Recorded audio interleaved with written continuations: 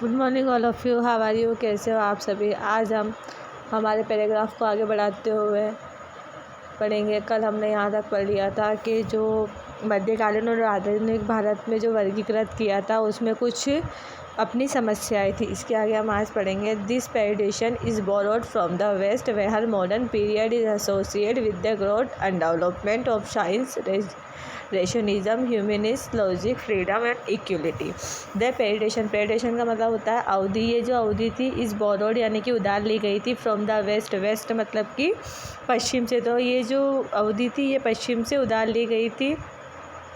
Where modern period is associate with the growth and development, जबकि जो हमारा जहाँ आधुनिक जो काल था वो जो था हमारा संबंधित था with the growth and development, विकास से। ये किसके विकास से संबंधित था? साइंस यानी विज्ञान, रेशनिज्म यानी कि तर्कवाद, ह्यूमनिज्म मतलब मानवतावाद, लॉजिक तर्क, फ्रीडम स्वतंत्रता एंड इक्वलिटी समानता। यानी कि जहाँ आधुनिक काल जो है वो विकास और विज्ञान, तर्कवाद, मानवतावाद, तर्क, स्वतंत्रता और समानता से जुड़ा हुआ था, समानता से संबंधित था। द टर्म मेडिवल, टर्म का मतलब होता है शब्द। जो मेडिवल शब्द है was use to describe a society which was not democratic and liberal. The term and medieval यानी कि जो मेडिवल शब्द है उसका जो यूज़ हुआ है, जो हमारा शब्द है मध्यकालीन, मेडिवल का मतलब होता है मध्यकालीन। जो मध्यकालीन शब्द का जो उपयोग हुआ है वो एक ऐसे समाज का वर्णन करना है। डिस्क्राइब यानी कि वर्णन करना है। ए सोसाइटी एक ऐसे समाज का which was no democratic and liberal, जो कि लोकतांत्रिक और उदार नहीं थी। डेमोक्रेटिक का मतलब होता है लोकतांत्रिक और लिबरल का मतलब होता है उदार। तो यहाँ मेडिवल शब्द का अर्थ क्या होता है? ऐसा समाज जो कि स्वतंत्र नहीं हो, जो लोकतंत्र और उदार नहीं हो। हाउएवर, जबकि they in the Indian context the British period in history can not be termed as modern because Indian were denied liberty, equality and injustice.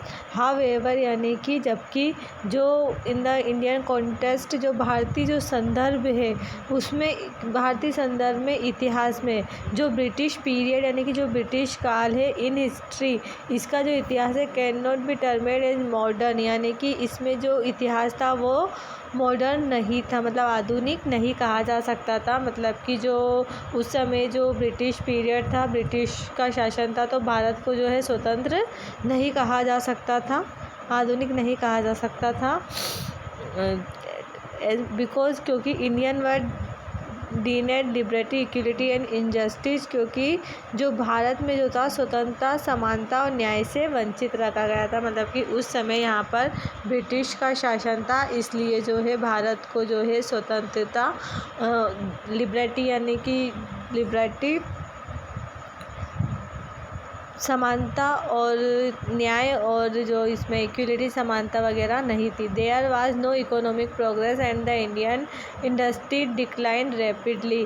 There was no economic progress, इनकी जो आर्थिक विकास था वो भी अच्छे तरीके से नहीं हुआ था। और द इंडियन इंडस्ट्री यानी कि जो भारतीय उद्योग थे, डिक्लाइन रैपिडली यानी कि तेज़ी से जो है वो उनके उद्योगों में गिरावट आ रही थी। That's it appropriate in to term this period is colonial, इसीलिए जो इस प्रकार की इस अवधि को जो है औपनिवेशिक कहा गया था। औपनिवेशिक, कॉलोनियल का मतलब होता है औपनिवेशिक।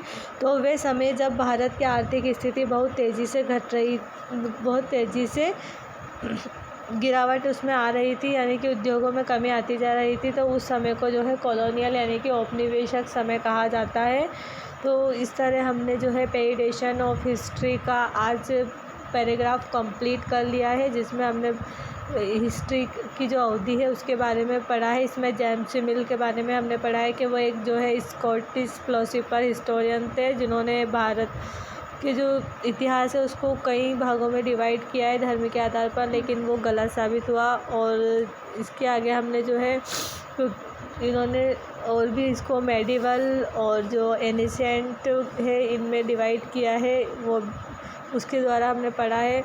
और इसके आगे हम कल कॉलोनिज़म के बारे में पढ़ेंगे, यानी कि उपनिवेशीकरण क्या होता है उसके बारे में हम कल पढ़ेंगे।